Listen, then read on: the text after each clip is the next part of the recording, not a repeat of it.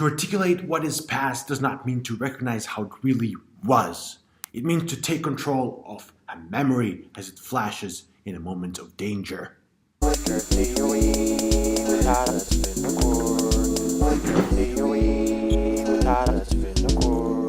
Hello everyone, Taras Vinokur here. Today we look at the unruly streams of history from the perspective of historical materialism. We will do this by following Walter Benjamin's marvelous piece of work called On the Concept of History.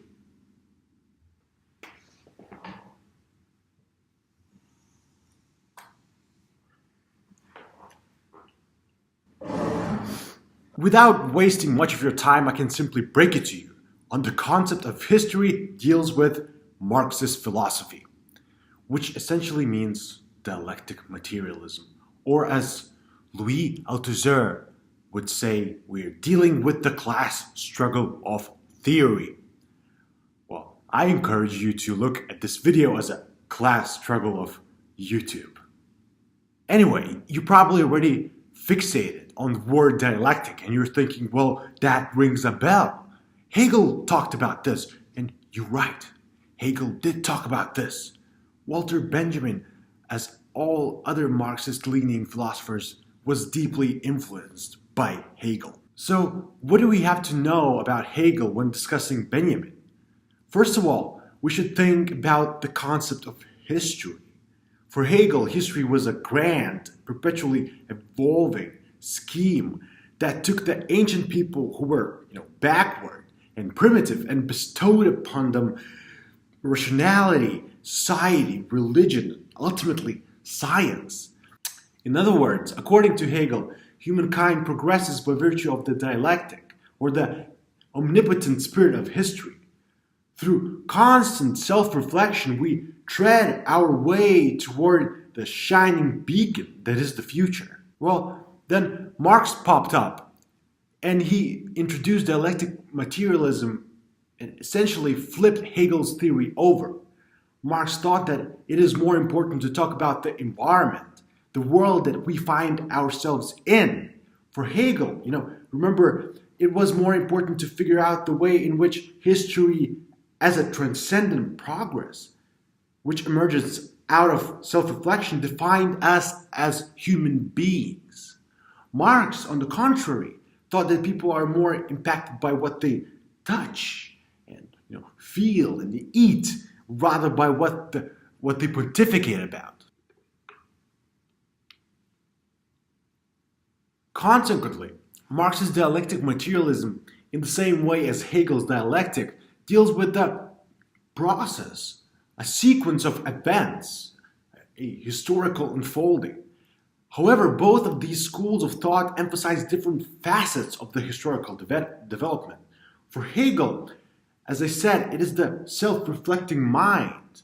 And for Marx, the dialectic appears within the social relations, or the concrete reality around us. Again, here we have the dichotomy between Hegel, who is idealistic, and Marx, who is materialistic. So where does Walter Benjamin fit into all of this? For starters, Benjamin shied away from emphasizing the teleological tendency of Marxism. He didn't think that history bears an imperative to emancipate the working class. He didn't think that this should be the only goal of history. However, in this essay, Walter Benjamin does accentuate the need to look at history that weighs heavily upon us through the perspective of historical materialism. To quote Benjamin, "To articulate what is past does not mean to recognize how it really was. It means to take control of a memory as it flashes in a moment of danger."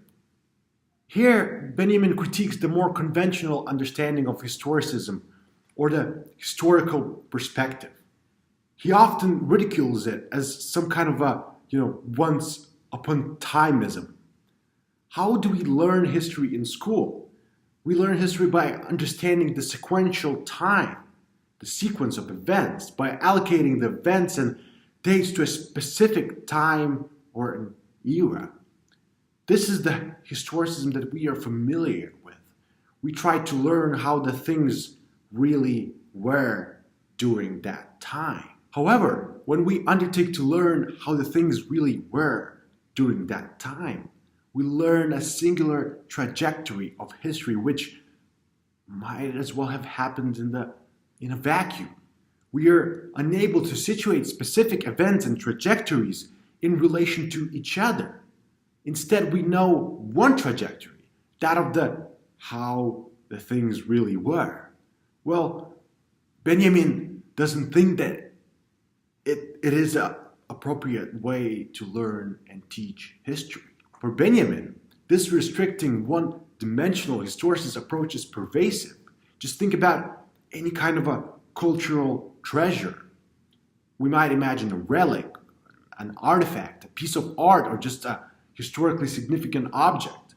These cultural treasures, these symbols, for example, pyramids or Magna Carta, they're the only way we can relate to the history of that particular culture.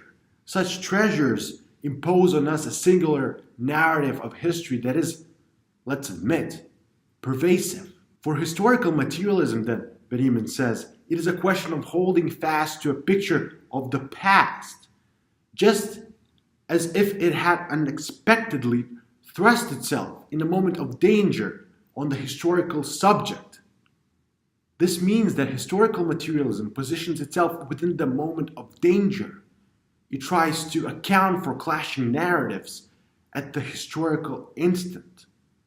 The events are no longer isolated within themselves. They are connected, tied with other events occurring in the moment of history. No longer with historical materialism does the victor decide what will be the history.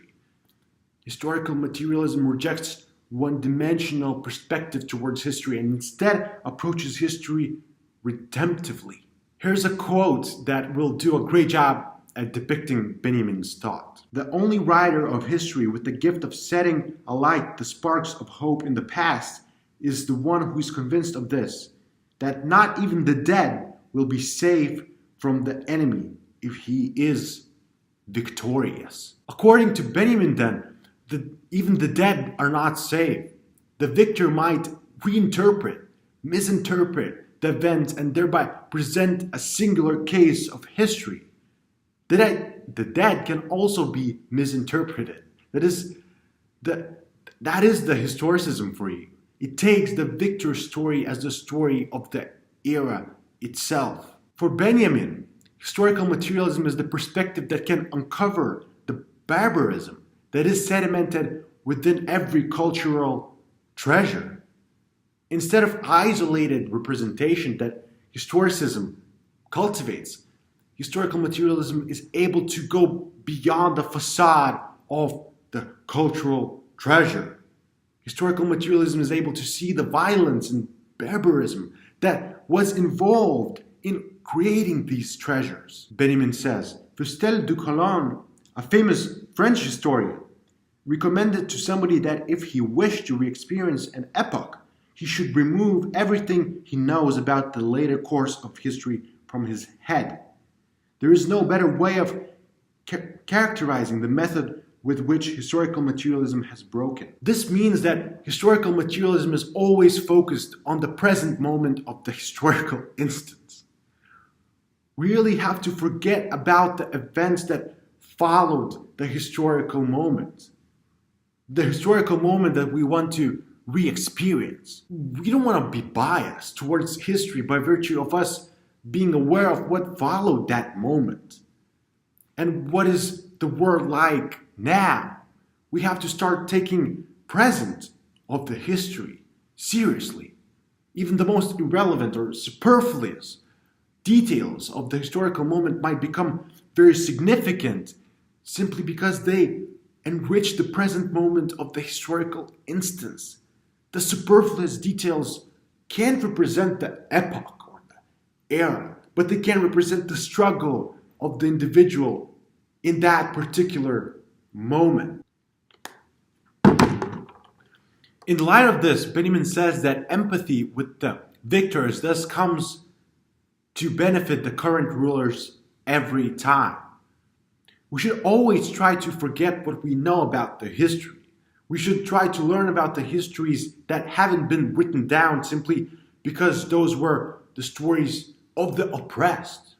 The rulers of today would like us to only be aware of the history of the victor by trusting the history of the victor. We trust the rulers of today. We trust their capacity to carry out history. Historical materialist, in Benjamin's view, leaves it to others to give themselves to the whore called once upon a time in the bordello of historicism. Historical materialist remains master of his powers, man enough to explode the continuum of history. The historical materialist approaches a historical object solely and alone where he encounters it as a monad.